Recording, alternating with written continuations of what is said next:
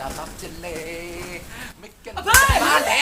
လာလိုက်တာဟဲ့နေရတာဘာဖြစ်လို့လဲပြော ဟောလက်တော့ငစိမ့်နေကြတာကက်ကိုလှမ်းနေတာပဲအဖေအဲ့လိုလောက်နေလို့ကျွန်တော်မျက်နှာလေးပူရတယ်ဗျာအခုကျွန်တော်တကယ်ကြီးကျွန်တော်လိုက်ပို့ပေးတာဘယ်လောက်ထိမျက်နှာပူတယ်မှတ်တော့ ဟဲ့ဘာဖြစ်လဲဘာဖြစ်လဲဘာဖြစ်လဲပြော ဘာဖြစ်အဲ့ဒါပို့ဆိုးတယ်အဲ့လိုဖြစ်နေလို့ပြောနေရတာအဖေကကျွန်တော်အဖေလောက်နေတာပဲအဖေကယောက်ျားလို့နေစမ်းပါဒီဝါသူကအဖေ6တော့လက်ခံပေမဲ့မျိုးရတာလေကျွန်တော်တငယ်ချင်းတွေကျွန်တော်အဆက်ရတယ်အဖေအပြားနှလုံးနဲ့စိုင်းကြည့်နေ ဟဲ့ငါပါလဲငါကူငါသိတယ်နော်သဘောပေါက်လား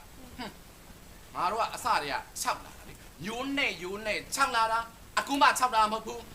ငါအဖေကလည်းအ6ငါအဖေရဲ့အဖေနဲ့အဖိုးကလည်းအ6ငါအဖေရဲ့အဖေအဖိုးရဲ့အဖိုးကလည်းအ6အဲ့ဒီအဖိုးရဲ့အဖိုးရဲ့အဖိုးရဲ့အဖိုးကလည်းအ6ပဲအချက်ဒီကမဆုံးတော့ဘူးလားဖေဟာ ဟုတ်တယ်လေအ6ပဲဘာဖြစ်လဲပြောအဲ့ဒီအတွက်ငါပြောတာနေနာထား ဟုတ်ကဲ့ မိဘရဲ့အမွေကိုဘယ်သူကစက်ခံတယ်လဲပြော သားသမီးရဲ့စက်ခံတင်တာ အေးဒါပဲအဲ့ဒါကြောင့်နင်လဲ6ပါ6ကို6ပါမယ်ဒါပဲ သား6ပါမယ် 6ရမယ်လေ6တော့လေဆက်ဆက်6ညနေ6ညနေ6အေး6ရပါချင်အဲ့ဒါပါ လည်းပါအေး သမီးရမလား အေးပေါ်သမီးလေးရော မဟုတ်ဘူးလေကျွန်တော်6ပါမဟုတ်ဘူးလေကျွန်တော်ယောက်ျားပြောင်းပြီးပြောတယ်တားပေးရဘာလို့လဲ6ခိုင်းတာတော့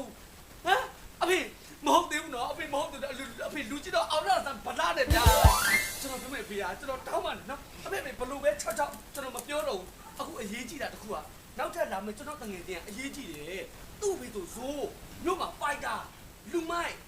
ရဲ့သားသမီးကျွန်တော်အဖေကအဲ့လို6တယ်ဆိုလို့ရှိရင်ကျွန်တော်တငယ်ချင်းတွေချင်းကျွန်တော်မျက်နှာပူတာဗောဖေကအဲ့ဒါဒုလို့ဗျာကျွန်တော်တငယ်ချင်းတော့မနဲ့ပြန်မြို့ကနေကြီးသွားအောင်လာမှာဆိုတော့ယောက်ျားပုံနဲ့မမနဲ့အဖေနေပေးနော်ပြီးတော့ ကြားပြီ ကြားနော် အေးဟုတ်ဒါမဲ့ဒါမှတည်းယောက်ျားလေးလား